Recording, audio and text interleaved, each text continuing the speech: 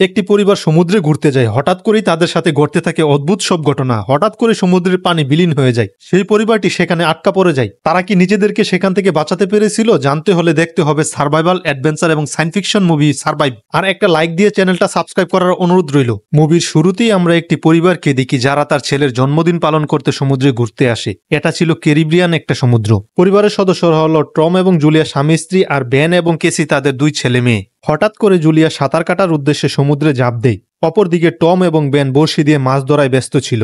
Julia সমুদ্রে সাঁতার কাটা অবস্থায় খেয়াল করে সমুদ্রের নিচে তার চারপাশে কিছু একটা ঘুরছে। সে তখন খুব ভয় পেয়ে যায়। সে আরো নোটিশ করে সমুদ্রের পানি অস্বাভাবিকভাবে পেছনের দিকে সরে যাচ্ছে।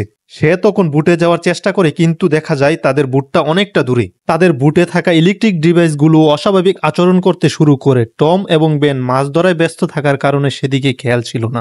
জুলিয়া তখন টমকে ডাকতে শুরু করে, কিন্তু তার দূরত্ব অনেক বেশি হওয়ার কারণে টম শুনতে পায় না। সমুদ্রের পানি পিছনের দিকে সরে যাচ্ছে, ব্যাপারটা টমও খেয়াল করে। তখন সে দেখতে পায় তার স্ত্রী জুলিয়া তাদের বুট থেকে অনেক দূরে। টম তখন সমুদ্রে লাফ দেয় এবং জুলিয়াকে ডুবে যাওয়া থেকে রক্ষা করে, আর সেখান থেকে জুলিয়াকে উদ্ধার করে বুটে নিয়ে আসে। টম তখন তার মেয়ে কেসির উপর অনেক রেগে যায় আর বলে, তুমি তো জানো কেউ সমুদ্রে নামলে তাকে নজরে রাখতে হয়। তোমার একটু অসাবধানতার কারণে জুলিয়ার মৃত্যু হতে পারত। কেসি তখন তার ভুল বুঝতে পেরে সরি বলে।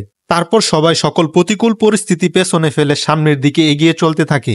তারপর তাদের ছেলে বেনের জন্মদিন উদযাপন করতে থাকে। কেসি তার বয়ফ্রেন্ডের সাথে ভিডিও কলে কথা বলার সময় খেয়াল করে তার বয়ফ্রেন্ডের পিছনে বিশাল আকৃতির জ্বর দিয়ে আসছে, যেটা দেখে কেসি অনেক চিন্তিত হয়ে পড়ে। সে দ্রুত তার বাবা মায়ের কাছে যায় এবং ব্যাপারটা শেয়ার করে। টম তখন খুব চিন্তিত হয়ে পড়ে, কারণ তারা এখন সমুদ্রের মাঝে ঝুঁকিপূর্ণ জায়গায় আছে। তখন সবাই মিলে বুটের সেফটি চেক করতে বাহিরে আসে। তারা তখন দেখতে পায় অনেক বড় বড় তিমি এবং হাঙর তাদের বুটের চারপাশে ঘুরে বেড়াচ্ছে। টম তখন বুঝতে পারে তিমির এমন আচরণ প্রাকৃতিক কোনো বিপর্যয়ের আগাম বার্তা। তাদের সামনে নিশ্চয়ই বড় কোনো বিপদ আসতে চলেছে। হঠাৎ করে তাদের বুটের নিচে বিশাল কিছু একটা ধাক্কা দেয়। কি হয়েছে সেটা দেখার জন্য টম যখন পানিতে নামে, সে তখন দেখতে পায় বুটের নিচে বিশাল বড় একটা ডেন্ট পড়েছে। এটা নিশ্চয়ই বড় কোনো হাঙরের ধাক্কার কারণে হয়েছে। টম যখন উপরে উঠে আসে তখন সে আহত অবস্থায় ছিল। দেখা যায় তার শরীরের কিছুটা অংশ কেটে গেছে। জুলিয়া তখন তার কাটা অংশ সেলাই করে দেয়। টম তখন তাদেরকে একটি খারাপ সংবাদ দেয়। তাদের বুটে ডেন্ট পড়ার কারণে বুট আর চালানো সম্ভব হবে না। এখন তাদের একমাত্র উপায় হবে কারো সাহায্যের জন্য অপেক্ষা করা। সবথেকে দুঃখের বিষয় হলো তাদের বুটের কমিউনিকেশন সিস্টেমও কাজ করছিল না, তাই তারা সাহায্যের জন্য কোনো সিগন্যালও পাঠাতে পারছে না। এমন পরিস্থিতিতে টম খাবার এবং পানি চেক করে দেখে সার্ভাইভ করার মতো তাদের কাছে 4 দিনের খাবার এবং পানি অবশিষ্ট আছে। টম তখন খুব চিন্তিত হয়ে পড়ে, কারণ এই 4 দিনের মধ্যে তাদেরকে নিরাপদ আশ্রয়ে যেতে হবে। এসব চিন্তা ভাবনা করার মাঝে তারা বাহিরে একটি শব্দ শুনতে পায়। সবাই তখন বুটের উপরে গিয়ে দেখতে পায় তাদের বুটের দিকে বড় একটি উল্কাপিণ্ড দেয়ে আসছে। তাই টম এখান থেকে পালানোর জন্য দ্রুত তার ইঞ্জিন চালু করে। কিন্তু টম জানতো এতে তার ইঞ্জিনের অনেক ক্ষতি হবে। ঠিক সেটাই হয়। ইঞ্জিনে প্রচুর পরিমাণে প্রেসার লাগার কারণে ইঞ্জিনে আগুন লেগে যায় আর ইঞ্জিনটা পুরোপুরিভাবে নষ্ট হয়ে যায়। এর মধ্যে আরেকটা উল্কাপিণ্ড তাদের বুটের দিকে দেয়ে আসতে থাকে। তখন সবাই দ্রুত বুটের নিচে চলে যায় এবং সেফটি স্যুট পরে নেয়। এরপর তারা বিকট একটি বিস্ফোরণের শব্দ শুনতে পায় আর সাথে সাথে সবাই অজ্ঞান হয়ে যায়। যখন তাদের জ্ঞান ফিরে আসে দেখতে পায় সবাই জীবিত আছে। তখন বুটের সাইডে তাদের নজর যায়। তারা দেখতে পায় বিস্ফোরণের কারণে তাদের বুটের সাইডে বিশাল একটি ছিদ্র হয়েছে, কিন্তু সেই ছিদ্র দিয়ে বুটের ভিতরে পানি আসছিল না। পুরো পরিবার তখন বুটের বাহিরে আসে। তারা বাহিরের দৃশ্য দেখে খুবই আশ্চর্য হয়ে যায়, কারণ তারা যে সমুদ্রের মধ্যে ছিল সে সমুদ্রের সব পানি শুকিয়ে গেছে। দৃশ্যটা দেখে এমন মনে হয় যেন তারা অন্য কোনো গ্রহে চলে আসছে। যেখানে গতকালকেও পানি আর পানি ছিল, সেখানে এখন পাহাড় আর গর্ত ছাড়া আর কিছুই দেখা যাচ্ছে না। টম তখন তার কম্পাস বের করে দিক নির্দেশনা করতে থাকে। এতে সে বুঝতে পারে পৃথিবীতে বড় কোনো একটা গোলমাল হয়েছে, যার কারণে পৃথিবীর জলবায়ু পরিবর্তন হয়ে গেছে। আর সব থেকে আশ্চর্যের বিষয় হলো জলবায়ু পরিবর্তনের কারণে যেখানে আগে মানুষের বসবাস ছিল সেখানে এখন সমুদ্রের সব পানি চলে গেছে, আর যেখানে সমুদ্রের পানি ছিল সেটা এখন শুকিয়ে গেছে। এই ভয়াবহ সত্যটা জানার পর সবাই অনেক আতঙ্কিত হয়ে পড়ে। টম তখন আরো বলে এই পরিবর্তনের কারণে যারা ভূমিতে ছিল সবাই হয়তোবা মারা গেছে। কথা শোনার পর কেসি অনেক কান্না করতে শুরু করে, কারণ তার বয়ফ্রেন্ড ভূমিতে ছিল, যার কারণে হয়তোবা সেও মারা গেছে। আর তার সাথে গত রাতের পর থেকে এখন পর্যন্ত যোগাযোগ করা যায়নি। অপরদিকে টম এবং জুলিয়া মিলে তাদের বুটে থাকা সবকিছু গুছাতে থাকে। অন্যদিকে বেন কতগুলো বেলুন উড়িয়ে দেয়, কারণ আশেপাশে যদি কেউ থাকে তাহলে তাদেরকে অবশ্যই সাহায্য করতে আসবে।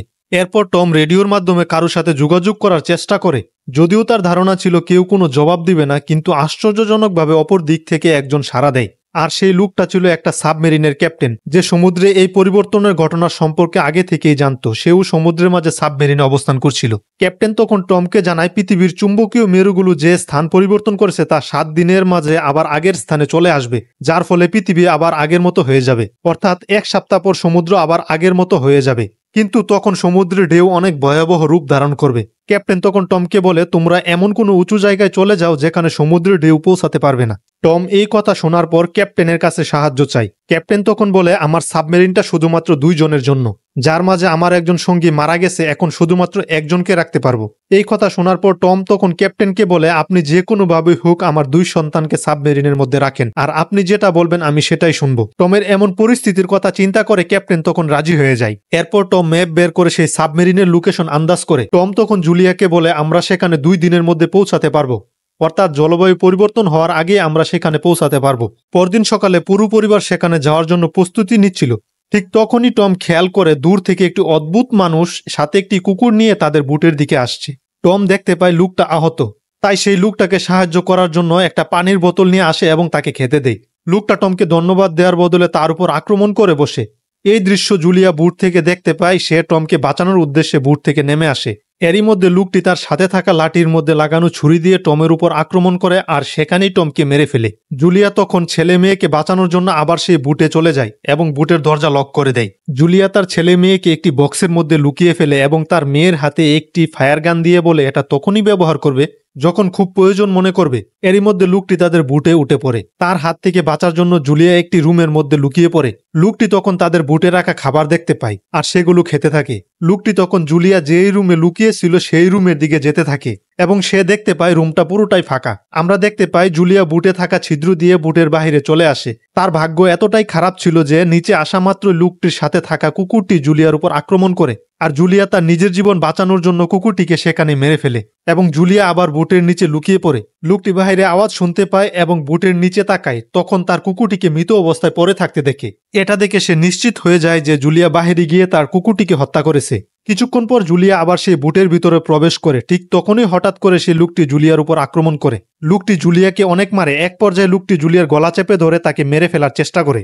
জুলিয়া প্রাণপণে নিজেকে ছাড়ানোর চেষ্টা করে। কেসি লুকিয়ে থাকা অবস্থায় সবকিছু দেখছিল। তার মনে হয় এখনই উপযুক্ত সময় তার কাছে থাকা গানটি ব্যবহার করার। ঠিক তখনই সে তার ফায়ার গানটি ব্যবহার করে আর লোকটি ছিটকে গিয়ে দূরে পড়ে আর সাথে সাথেই তাদের বুটের মধ্যে আগুন লেগে যায়। জুলিয়া তখন তার 2 সন্তানকে নিয়ে বাহিরে বের হওয়ার চেষ্টা করে, কিন্তু খুনি তার পা ধরে রাখে, যার কারণে জুলিয়া খুনিকে লাথি মেরে বুট থেকে বের হয়ে আসে। বাহিরে এসে কেসি এবং বেন তাদের বাবার মৃতদেহ জড়িয়ে ধরে অনেক কান্না করে। তারা কল্পনাও করতে পারেনি তাদের সাথে এমনটা ঘটবে। বেন তখন নিজেকে দোষ দিতে থাকে, কারণ সে যদি ওই দিন বেলুনগুলো আকাশে না উড়াতো তাহলে আজকে তার বাবা বেঁচে থাকতো। জুলিয়াও তার স্বামীকে জড়িয়ে ধরে অনেক কান্না করছিল। ঠিক তখনই জুলিয়া দেখতে পায় জ্বলন্ত বুট থেকে সেই খুনিটা বের হয়ে তাদের দিকে আসছে। জুলিয়া তখন বুঝতে পারে এখানে থাকাটা আর নিরাপদ নয়, তাই সাথে সাথে তার 2 সন্তানকে নিয়ে পালাতে শুরু করে। অনেকটা পথ পালিয়ে আসার পর তারা ক্লান্ত হয়ে যায়, তাই তারা একটি পাহাড়ের পিছনে বিশ্রাম নেওয়ার সিদ্ধান্ত নেয়। তাদের মনে হচ্ছিল খুনি হয়তোবা তাদের পিছু ছেড়ে দিয়েছে। ঠিক তখনই জুলিয়া পিছনে তাকিয়ে দেখে খুনি তাদের কাছাকাছি চলে আসছে। তখন জুলিয়া তার 2 সন্তানকে নিয়ে আবার দৌড়াতে শুরু করে। অনেকটা ক্লান্ত হওয়ার পরেও তারা থামে না। তারা দৌড়ানো অবস্থায় পেছনে তাকিয়ে দেখতে পায় খুনি তাদের পিছনে পিছনে আসতেছে। দৌড়াতে দৌড়াতে তারা এমন এক জায়গায় এসে পৌঁছায় যেখানে বিষাক্ত পানি ছিল। যদিও এই রাস্তাটা খুবই বিপজ্জনক ছিল, তবুও জুলিয়া এই রাস্তাটাই বেছে নেয়। বিষাক্ত পানির রাস্তা পার হতে গিয়ে তাদের সবার অবস্থা অনেক খারাপ হয়ে যায়। দৌড়াতে গিয়ে বেন অনেকটাই ক্লান্ত হয়ে যায়, তাই জুলিয়া তাদের সাথে বেঁচে থাকা অল্প একটু পানি বেনকে খাওয়ার জন্য দেয়। অপরদিকে কেসি অনেকটা দুর্বল হয়ে পড়ে। সে মনে করে খুনির হাত থেকে তার মা তাদেরকে বাঁচাতে পারবে না। জুলিয়া তখন কেসিকে ধমক দিয়ে বলে, চিন্তা করো না, যে কোনো মূল্যই হোক তুমি এবং তোমার ভাইকে আমি খুনির হাত থেকে রক্ষা করব। তারপর তারা আবার পাহাড়ের রাস্তা ধরে হাঁটতে শুরু করে। কিছু দূর যাওয়ার পর তারা একটি প্লেন দেখতে পায়, যেটা বহু বছর আগে সমুদ্রের মধ্যে ক্র্যাশ করেছিল। সমুদ্রের পানি শুকিয়ে যাওয়ার কারণে এখন সেটা দেখা যাচ্ছে। তারা সেই প্লেনটির ভিতরে গিয়ে লুকিয়ে পড়ে। আস্তে আস্তে রাত নেমে আসে। কেসি এবং বেন ঘুমিয়ে পড়ে, কিন্তু তখনও জুলিয়ার চোখে ঘুম আসছিল না, তাই সে প্লেনের বাহিরে বের হয়ে আসে। ঠিক তখনই জুলিয়া দেখতে পায় সেই খুনিটা এখনো তাদের পিছু ছাড়ে নাই। জুলিয়া তখন ঘুমানোর ভান করে বসে থাকে, আর খুনিটা যখন তার কাছাকাছি চলে আসে ঠিক তখনই জুলিয়া খুনিটার উপর আক্রমণ করে। এবার জুলিয়া এতটাই রেগেছিল যে খুনিটাকে বারবার ছুরি মারতে থাকে, যার কারণে সেখানেই খুনিটার মৃত্যু হয়। অবশেষে সেই ভয়ঙ্কর খুনির হাত থেকে তারা সবাই বেঁচে যায়। জুলিয়াও শান্তিতে ঘুমাতে পারে, কারণ সে তার স্বামীর হত্যার প্রতিশোধ নিতে পেরেছে। পরদিন সকালে যখন তারা ঘুম থেকে ওঠে তখন তারা দেখতে পায় সেই খুনির লাশ অনেক খারাপ অবস্থায় পড়ে আছে। আছে তার শরীরের অনেক অংশই খেয়ে ফেলেছে। তখন তারা বুঝতে পারে এই শুকনো সমুদ্র কতটা বিপজ্জনক। এবার তাদেরকে ক্যাপ্টেনের সাবমেরিনের কাছে পৌঁছাতে হবে, তাই জুলিয়া ম্যাপ বের করে লোকেশন দেখছিল। এমন সময় বেন প্রচন্ড রকমের তৃষ্ণার কারণে একটি গর্তে জমে থাকা বিষাক্ত পানি খেতে শুরু করে। জুলিয়া আগেই বলেছিল এই সমস্ত পানিগুলো খুবই বিষাক্ত, কিন্তু বেনের প্রচন্ড পরিমাণ তৃষ্ণার কারণে সে সবকিছু ভুলে যায়। কেসি এবং জুলিয়া তখন দেখতে পায় বেন বিষাক্ত পানি খাচ্ছে। তখন তারা খুব দ্রুত তাকে সেখান থেকে নিয়ে আসে। দেখা যায় বিষাক্ত পানি খাওয়ার কারণে বেনের শারীরিক অবস্থা অনেক খারাপ হতে থাকে। যেহেতু বেনের শরীরটা অনেক খারাপ, তাই জুলিয়া এবং কেসি মিলে সেখানে একটি আশ্রয় নেওয়ার জায়গা তৈরি করে, আর এখানে তার আজকের রাত্রটা কাটানোর সিদ্ধান্ত নেই। কিছুক্ষণ বিশ্রাম নেওয়ার পরে জুলিয়া খেয়াল করে বাহির থেকে প্রচন্ড রকমের আওয়াজ আসছে। জুলিয়া খুব দ্রুত বাহিরে যায় এবং দেখতে পায় অনেক বড় বড় ভয়ঙ্কর কাকড়া তাদের দিকে এগিয়ে আসছে। জুলিয়া তখন তার ছেলে মেয়েকে নিয়ে সেখান থেকে পালাতে শুরু করে। অনেকটা পথ দৌড়ানোর পর দূরে তারা একটি বিশাল কার্গো জাহাজ দেখতে পায়, যেখানে শত শত কন্টেনার রাখা ছিল। সেই কন্টেনার এলাকায় আমরা কিছু মানুষকেও দেখতে পাই যারা নিজেদেরকে বাঁচানোর জন্য এখানে লুকিয়ে রেখেছিল। কিন্তু তারা যখন জুলিয়াদেরকে দেখতে পায় তখন তারা কন্টেনারের ভেতর গিয়ে লুকিয়ে পড়ে এবং কন্টেনার লক করে দেয়। জুলিয়া তখন তাদের কন্টেনারের সামনে গিয়ে অনেক রিকোয়েস্ট করে কন্টেনার দরজাটা খুলে দেওয়ার জন্য, কারণ তাদেরকে কাকড়া আক্রমণ করেছে, কিন্তু কেউ দরজা খুলে না। জুলিয়া তখন নিরুপায় হয়ে তার দুই সন্তানকে নিয়ে কন্টেনারের উপরে উঠে পড়ে। উপরে ওঠার সময় জুলিয়াকে একটি ভয়ঙ্কর কাকড়া কামড়ে দেয়। কেসি তখন তার জামার কাপড় দিয়ে জুলিয়ার ক্ষতস্থান বেঁধে দেয়। কাকড়ার কামড়ের ফলে জুলিয়া সেখানে অজ্ঞান হয়ে যায়। তখন কেসি আর বেন উপর থেকে দেখতে পায় সেই ভয়ঙ্কর কাকড়াগুলো কন্টেনারের ছিদ্র দিয়ে কন্টেনারের ভেতরে ঢুকে পড়ে আর ভেতরে থাকা মানুষগুলোর উপর আক্রমণ করে। ভেতরে সেই মানুষগুলো বন্দুক দিয়ে কাকড়াগুলোকে মারার চেষ্টা করে, কিন্তু কাকড়ার পরিমাণ এত বেশি ছিল যে সেই মানুষগুলো আর কাকড়ার সাথে পেরে উঠতে পারে না। কাকড়াগুলো ভেতরে থাকা সবাইকে খেয়ে ফেলে। পরদিন সকালে জুলিয়ার জ্ঞান ফিরে। সে দেখে তার দুই সন্তান কোথাও নেই। তখন সে প্রচন্ড ভয় পেয়ে যায়, কারণ এই জায়গাটা খুবই বিপজ্জনক। এখানে যে কোনো মুহূর্তে কোনো বড় ধরনের দুর্ঘটনা ঘটতে পারে। তাই সে এটা ভেবে খুব কষ্ট পায়, হয়তোবা সে তার সন্তানদেরকে হারিয়ে ফেলেছে। তখনই কেসি আর বেনকে আসতে দেখা যায়। তারা জুলিয়াকে জড়িয়ে ধরে আর জানায় খাবার খুঁজতে তারা বাহিরে গিয়েছিল। জুলিয়া তখন ক্যাপ্টেনের সাথে যোগাযোগ করে। ক্যাপ্টেন তখন জানায় আমার উপরও সমুদ্র জন্তু আক্রমণ করেছে, আমিও অনেক আহত।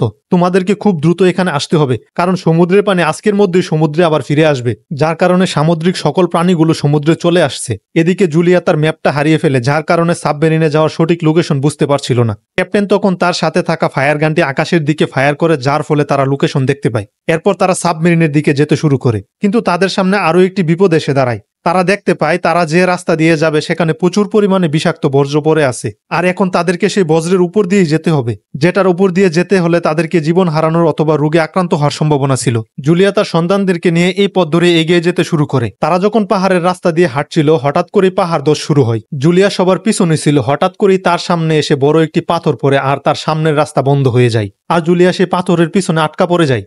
কেসি তখন তার মাকে ছেড়ে যেতে চাচ্ছিল না, কিন্তু জুলিয়া তখন বলে তোমাকে তোমার ভাইকে বাঁচাতে হবে এবং যত দ্রুত সম্ভব তুমি তোমার ভাইকে নিয়ে সাবমেরিনে চলে যাও। এরপর কেসি তার ভাইকে নিয়ে সাবমেরিনের দিকে যেতে থাকে। যখন তারা সাবমেরিনে এসে পৌঁছায় তখন তারা দেখতে পায় সেখানে কেউ নেই। তারা সাবমেরিনের দরজায় ধাক্কাতে শুরু করে। তখনই ক্যাপ্টেন পিছন থেকে আসে, যে গুরুতর আহত ছিল। ক্যাপ্টেন তখন তাদেরকে জানায় আমার আর বাঁচার সম্ভাবনা নেই, আমি মারা যাব, যার জন্য সাবমেরিনে তোমরা তিনজনই থাকতে পারবে। এই কথা শোনার পর কেসি পিছন ফিরে দৌড় দেয় তার মাকে আনার জন্য। অপরদিকে জুলিয়া দেখতে পায় সেই সামুদ্রিক ভয়ঙ্কর কাঁকড়াগুলো আবার তার দিকে আসছে আক্রমণ করার জন্য। জুলিয়া তখন নিজেকে বাঁচানোর জন্য গুলি করতে থাকে, কিন্তু খুব শীঘ্রই তার বন্দুকের সবগুলো গুলি শেষ হয়ে যায়। যখনই কাঁকড়াগুলো জুলিয়াকে আক্রমণ করতে যাবে ঠিক তখনই সেখানে কেসি চলে আসে আর জুলিয়াকে সেখান থেকে বের করতে সক্ষম হয়। তখন তারা সাবমেরিনের উদ্দেশ্যে দৌড়াতে শুরু করে এবং তারা সাবমেরিনে উঠতে সক্ষম হয়। তাদের পিছু পিছু কাঁকড়াগুলো সাবমেরিনের কাছে চলে আসে। এ সময় তারা কাঁকড়ার একটি বড় ধরনের আক্রমণের মুখোমুখি হয়। তারা সফলভাবে সাবমেরিনের ভিতরে ঢুকতে পারে। তারপর সমুদ্রের একটি বিশাল ঢেউ তাদের দিকে এগিয়ে আসতে থাকে, যেটার উচ্চতা ছিল প্রায় কয়েকশো ফুট। সমুদ্রে সেই বিশাল ঢেউ তাদের সাবমেরিনে আঘাত করার কারণে তারা সেখানেই অজ্ঞান হয়ে যায়। তাদের জ্ঞান ফেরার পর তারা দেখতে পায় তাদের সাবমেরিন পানির নিচে যায়নি, বরং তাদেরকে ধ্বংস হয়ে যাওয়া একটি শহরের মধ্যে নিয়ে আসছে। এই দৃশ্য দেখে তারা বুঝতে পারে যে হয়তোবা পৃথিবীর মানুষের অস্তিত্ব বিলীন হয়ে গেছে। আর এখানেই মুভিটি শেষ হয়। ভিডিওটি আপনার কাছে কেমন লাগলো অবশ্যই কমেন্টস করে জানাবেন, আর ভিডিওটি ভালো লাগলে একটা লাইক দিয়ে চ্যানেলটাকে অবশ্যই সাবস্ক্রাইব করবেন।